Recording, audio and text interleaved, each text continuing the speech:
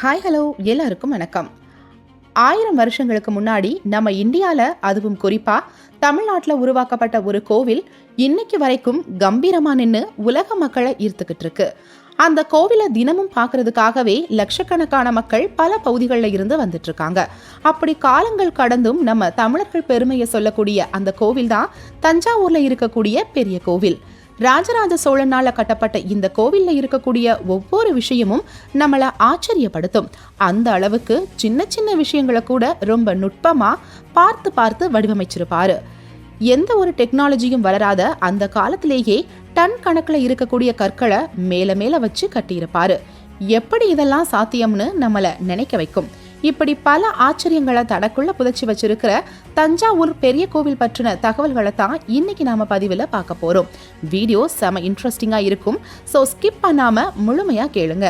வீடியோக்குள்ள போறதுக்கு முன்னாடி நம்ம சேனல் ஆடியன்ஸுக்கு யூஸ்ஃபுல்லா இருக்கக்கூடிய ப்ரமோஷன் பண்ணணும்னா கீழே டிஸ்கிரிப்ஷன்ல இருக்கிற இன்ஸ்டாகிராம் ஐடி இல்ல இமெயில் ஐடியை கிளிக் பண்ணி எங்களை காண்டாக்ட் பண்ணிக்கலாம். ஓகே ஃபைன், இப்போ நம்ம விஷயத்துக்குள்ள வருவோம். தஞ்சாவூரை நம்ம தமிழ்நாட்டோட வரலாற்று சின்னம்னே சொல்லலாம். தஞ்சாவூரை பல அரசர்கள் ஆண்டு இருக்காங்க. பல காலங்களில் வாழ்ந்த அரசர்களை பற்றியும் அங்க நிறைய கல்வெட்டுக்கள் காணப்பட்டிருக்கு. தஞ்சாவூரின் பெயரை சொன்னாலே நம்ம எல்லோருக்கும் முதல்ல ஞாபகத்துக்கு வர்றது தஞ்சை பெரிய கோவில் தான். இந்தியாவில் இருக்கக்கூடிய பெரிய கோவில்கள்ல இந்த பிரகதீஸ்வரர் கோவிலும் ஒன்று.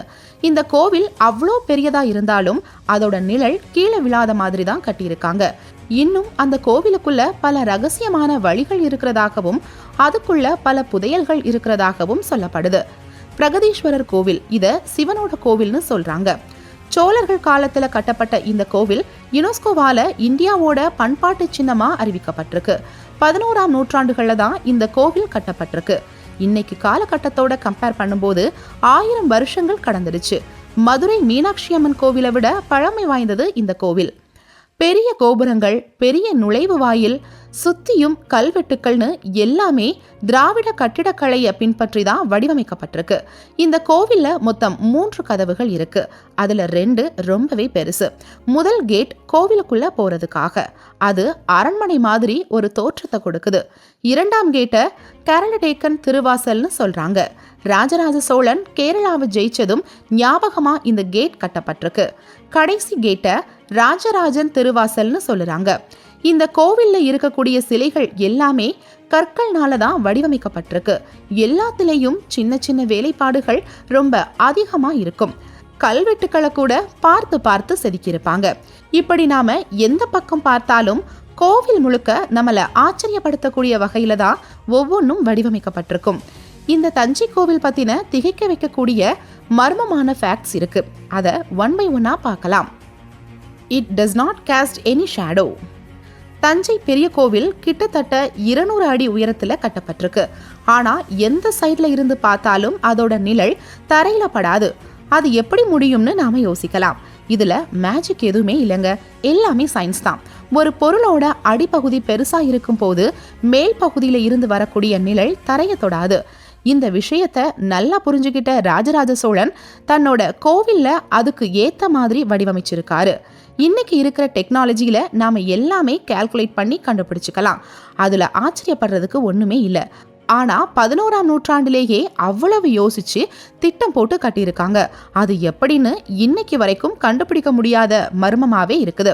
தஞ்சை பெரிய கோவிலை கட்டி முடிச்ச அப்புறம் அங்க இருந்த சீஃப் இன்ஜினியர் கிட்ட ராஜராஜ சோழன் கேட்டிருக்காரு, இந்த கோவில் என்னைக்குமே கீழே விழாதில்ல அப்படின்னு. அதுக்கு அந்த இன்ஜினியர், இந்த கோவிலோட நிழல் கூட கீழே விழாதுங்க அப்படின்னு பதில் சொல்லியிருக்கிறாரு. அப்படி ஒவ்வொரு பகுதியும் பார்த்து பார்த்து நேர்த்தியா யோசிச்சு வடிவமைக்கப்பட்டிருக்கு. No binding agents. ஒரு சின்ன ரூமை கட்டணும்னாலே அதுக்கு ஜல்லி வேணும், சிமெண்ட் வேணும், மணல் வேணும், காங்கிரீட் போடணும்னு பல பொருட்கள் தேவைப்படும். அப்படி எல்லாமே போட்டு கட்டினாலும் அந்த கட்டிடம் நிக்க போறது என்னவோ 5 வருஷமோ 10 வருஷமோ தான். அதுவே கஷ்டம்தான். மழை பெஞ்சா தண்ணி ஒழுகும், செவுத்துல விரிசல் விழுந்துரும். இந்த மாதிரி பல பிரச்சனைகள் இருக்கும். ஆனா எந்த ஒரு சிமெண்ட்டும் இல்லாம கட்டப்பட்ட ஒரு கோவில் 1000 ஆண்டுகளுக்கு அப்புறமும் எந்த ஒரு விரிசலும் இல்லாம இருக்குன்னா அது தஞ்சை பெரிய கோவில் மட்டும்தாங்க. மணலோ சிமெண்டோ எந்த ஒரு ஒட்டக்கூடிய விஷயமும் இந்த கோவில்ல கட்டுறதுக்காக பயன்படுத்தவே இல்லை. அப்போ எப்படி கட்டப்பட்டிருக்குன்னு நீங்க யோசிக்கலாம். நாம எல்லாருமே சின்ன வயசுல பசிலிங் பிளாக்ஸ் விளையாடி இருப்போம். அதுல ஒன்னோட ஒன்று கனெக்ட் பண்ணும்போது ஒரு உருவத்தை உருவாக்க முடியும். அதே மாதிரி தான் கற்களை ஒன்னோட ஒன்று கனெக்ட் பண்ணி பல கற்களா சேர்த்து இந்த கோவில் கட்டப்பட்டிருக்கு. அதனால தான் என்ன நிலநடுக்கம் வந்தாலும் பூகம்பம் வந்தாலும் இன்னைக்கு வரைக்கும் கம்பீரமா கோவில் நிலைச்சு நிக்குது. Natural colours. நம்ம வீட்டில் பெயிண்ட் அடிச்சாலே 2 வருஷத்துக்கு ஒரு டைம் திரும்ப அடிக்கலைனா வீடு பார்க்க முடியாது, பாழடைஞ்ச வீடு மாதிரி இருக்கும். ஆனா இந்த தஞ்சை பெரிய கோவில்ல வரையப்பட்டிருக்கிற படங்கள் எல்லாமே இன்னைக்கு வரைக்கும் எந்த கலரும் மாறாம அப்படியே இருக்குது. ஏதோ 5-10 வருஷங்களுக்கு முன்னாடி வரைஞ்சா எப்படி இருக்கும் அப்படிதான் இன்னைக்கும் இங்க இருக்கக்கூடிய ஓவியங்கள் இருக்குது.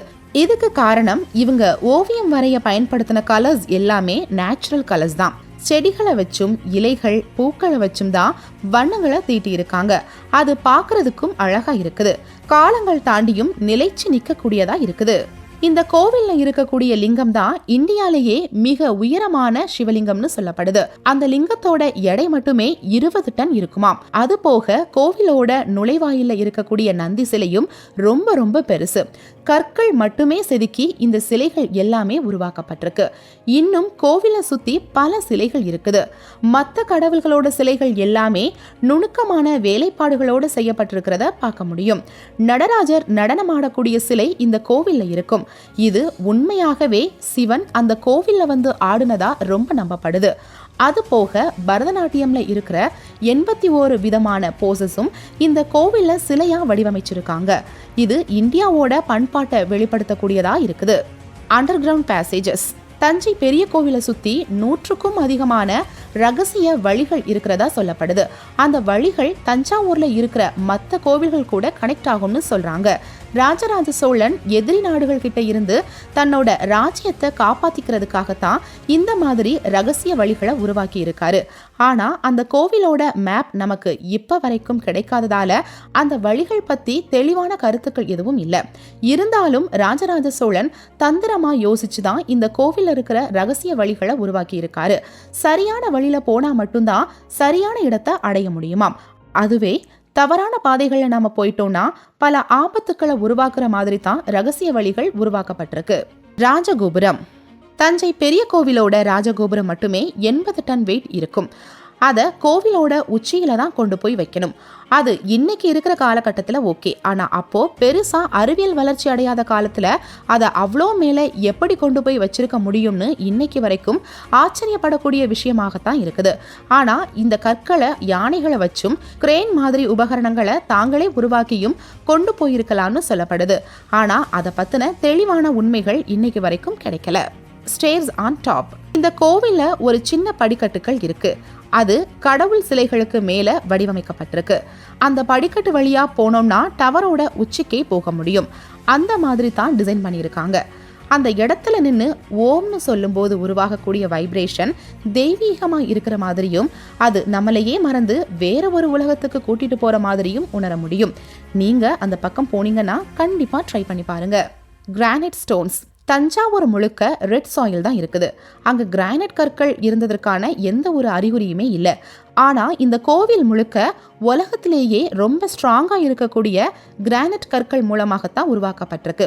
ஆனா எப்படி அவ்வளோ கற்களை கொண்டு போயிருப்பாங்க, எங்க இருந்து கொண்டு போயிருப்பாங்கன்னு தான் இன்னைக்கு வரைக்கும் மர்மமாகவே இருக்கு. அதுவும் இல்லாம அந்த கற்களை எப்படி கட் பண்ணியிருப்பாங்க அப்படிங்கிறது தான் கேள்விக்குறியா இருக்குது. இப்படி நல்ல ஸ்ட்ராங்கான கிரானைட் கற்கள் வச்சு கோவில் முழுக்க கட்டுனதால தான் இன்னைக்கு வரைக்கும் ரொம்ப ஸ்ட்ராங்கா நிலைச்சு நிக்குது நம்ம தஞ்சை பெரிய கோவில். இப்படி இந்த கோவில்ல இன்னும் நிறைய மர்மமான விஷயங்கள் இருக்கிறதா சொல்லப்படுது. ஆனா இந்த தஞ்சை பெரிய கோவிலை ஏன் தஞ்சாவூர்ல ராஜராஜ சோழன் கட்டணும்? அதுக்கும் சில காரணங்கள் இருக்கு.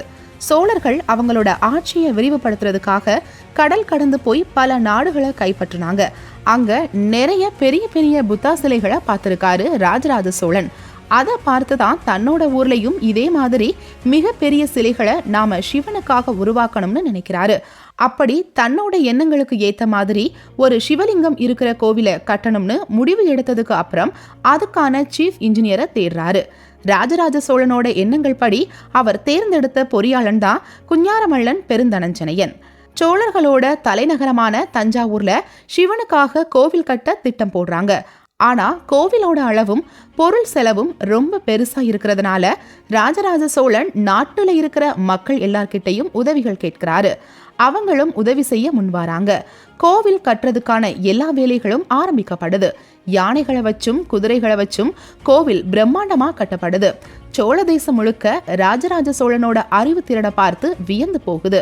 அவ்வளவு உயரத்துக்கு கற்களை கொண்டு போய் வைக்கிறதுக்கு பிளான் போட்டு கொடுக்கறது எல்லாமே ராஜராஜ சோழன் தான். இது எல்லாத்துக்கும் மேல அந்த கோவிலுக்கு மேல இருக்கிற 80 டன் இருக்கிற கோபுரத்தை எப்படி வச்சாங்கன்னு இன்னைக்கு வரைக்கும் விடை தெரியாத மர்மமா தான் இருக்குது. இந்த மர்மத்துக்கான விடை இதுவரைக்கும் யாருனாலுமே கண்டுபிடிக்க முடியல. லட்சக்கணக்கான மக்கள், ஆயிரக்கணக்கான யானைகள், குதிரைகள் போன்ற விலங்குகளோட உதவியோட பிரம்மாண்டமான தஞ்சை பெரிய கோவில் கட்டப்படுது. இந்த கோவிலை முழுமையா கட்டி முடிக்க சரியா 7 வருஷங்கள் ஆகியிருக்கு. கோவில் கட்டி முடிக்கப்பட்டு இன்னைக்கு 1000 ஆண்டுகள் கடந்தாச்சு. ஆனா இப்பவும் கோவில் கம்பீரமா இருக்கிறதுக்கு காரணம் என்னன்னு பார்த்தா அது தமிழர்களோட கட்டுமான கலைதான். அந்த கலையை வச்சுதான் நேர்த்தியா எல்லாத்தையும் வடிவமைச்சிருக்காங்க. இவ்வளவு பெரிய அதிசயத்துக்கு பின்னாடி இருக்கக்கூடிய அந்த மனிதன் ராஜராஜ சோழன் தான். அவரோட வரலாற அந்த காலத்துல இருந்து இந்த காலம் வரைக்கும் உலகமே பேசுது. சோழர்களோட பெருமையை நிலைநாட்டுறதுக்காகத்தான் இந்த கோவில் உருவாக்கப்பட்டிருக்குதுன்னு கூட சொல்லலாம். இந்த கோவிலோட விமானம் உருவான கதை கூட நம்மளை ஆச்சரியப்படுத்தும். விமானத்துக்கு கீழே பள்ளம் தோண்டி ஒரு பெரிய தொட்டி மாதிரி வச்சு அதுக்குள்ள மேற்கு தொடர்ச்சி மலையில இருந்து எடுத்துட்டு வந்த மணலை போட்டு நிரப்பி அதுக்கு மேல தான் கோவில் கட்டப்பட்டிருக்கு. அஸ்திவாரம் ஸ்ட்ராங்கா இருந்தா தான் வலிமையான கட்டிடத்தை உருவாக்க முடியும். இல்லைனா பில்டிங் ஸ்ட்ராங் பேஸ்மெண்ட் வீக்குங்கிற கதை மாதிரி தான் கோவில் என்னைக்கோ காணாம போயிருக்கும். கோவில் எவ்வளவு ஸ்ட்ராங்கா இருக்கோ அதை விட அதோட அஸ்திவாரம் ஸ்ட்ராங்கா இருக்கிறதுனால தான் 1000 வருஷங்கள் தாண்டியும் கூட கோவில் நிலைச்சு நிக்குது.